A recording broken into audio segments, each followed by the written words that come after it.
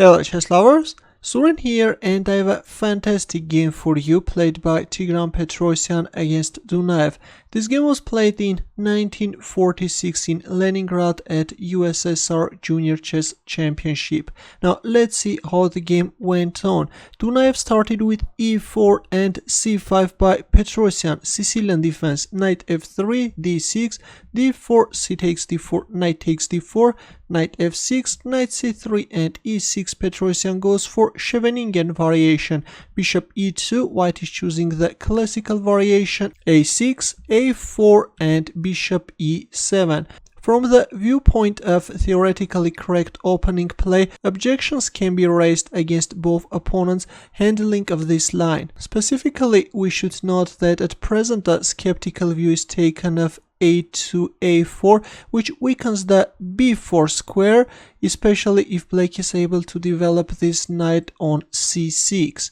Bishop e3 was played, queen c7, knight b3, b6, f4, bishop b7. Now the pawn on e4 is under attack, bishop f3 was played and knight d7. Well, taking into consideration the fact that the pawn is already on a4 square, it was better to develop the knight on c6 square, and then at any moment the knight could jump on b4 square. But in the game we see knight d7, white castles kingside, rook c8 and g4. White is starting an immediate attack on the king side, but the problem with this g4 is that black hasn't castled yet, and at any moment if black can open up the position, white can find himself overexposed. Knight c5 was played, we see the exchange of knights on c5 square, g5, knight d7, a5. White is also taking under control the b6 square, is not allowing any knight b6 moves, and rook b8. As the c file is blocked by the pawn on c5, Petrosian is bringing his rook on b file. Queen d2 was played, bishop c6, he's opening up the rook's path and is attacking the pawn on b2. Knight a4 was played, which is not a good move, it was better to play b3. But knight a4 was played, and after rook b4, Petrosian is forking the knight on a4 and the pawn on e4 squares. b3 was played, but in this position Tigran Petrosian went for a fantastic move. Instead of capturing on e4 with a bishop, he captured it with the rook. What a move! Petrosian was truly the king of exchange sacrifices. The thing is that black could also capture on e4 with a bishop. This is also playable. If c3, then bishop takes f3. If c takes b4, then bishop b7. And then at any moment this queen can come on c6 square and can create problems for white king. But Petrosian went for rook takes e4. He had different ideas. c4 was played, white didn't accept the exchange sacrifice, but let's have a look. What if bishop takes e4, then black can recapture.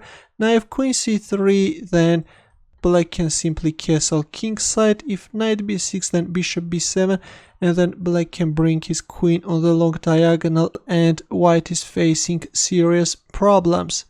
Let's go back. That's why after rook takes e4, c4 was played. Now comes h6. Petrosian is challenging white pawns in order to weaken white's kingside. g6 was played, f5, knight c3 and knight f6. The knight is coming to support the rook on e4 square, which looks like that dropped down from another planet. What is this rook doing on e4 square? Look at this insane rook. Finally, Dunaev captured on e4, f takes e4. Well, knight takes e4 is even stronger, and then black can castle kingside and will bring his rook on b file, but Petrosian decided to rely on his mighty center, and after bishop takes e4 he recaptured with the f pawn. Now this d pawn is going to march forward, and this powerful pawn center is going to crush everything on its way. Rook d1 was played, and here we go d5, and actually this looks very scary. C takes d5, e takes d5 and f5. Well, instead of playing f5, it was better to play b4, try to somehow break into pieces white's mighty pawn chain. If c takes b4, then knight e2, though after bishop b5, still black has an advantage, but after e takes d5, we see f5. Now comes d4, bishop f4, queen c8. Now both the knight and the pawn on f5 are hanging, and after knight e2, Petrosian captured on f5.